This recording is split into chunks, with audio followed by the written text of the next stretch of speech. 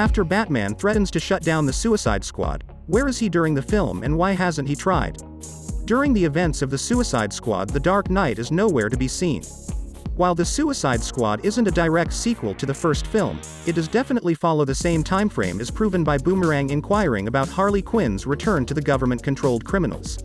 As a result, the question of how the group is still operating arises, especially because Suicide Squad ends with Bruce Wayne approaching Amanda Waller about the necessity to shut down the program, despite the fact that the latter exposed his secret identity.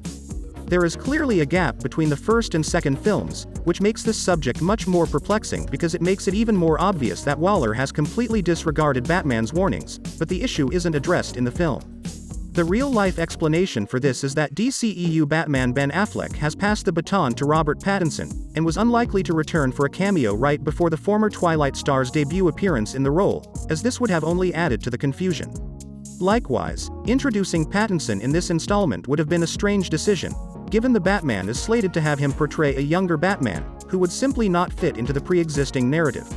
Regardless of whether the Suicide Squad takes place as Batman is forming the Justice League, as Suicide Squad depicts him planning to do, in the events of Justice League, or somewhere dealing with the aftermath, it's apparent he has more pressing problems to attend to.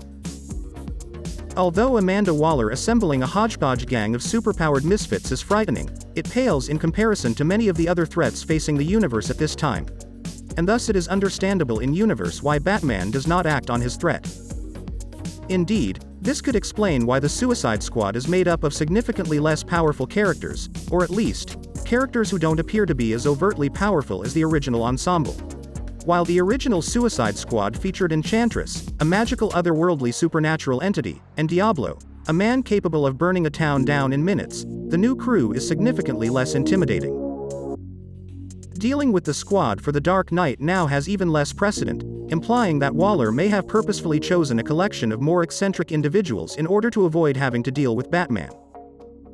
She also chose Bloodsport, who is known for shooting Superman with a kryptonite bullet, so she could have been building the groundwork for a squad capable of dealing with Batman's friends if the situation arose.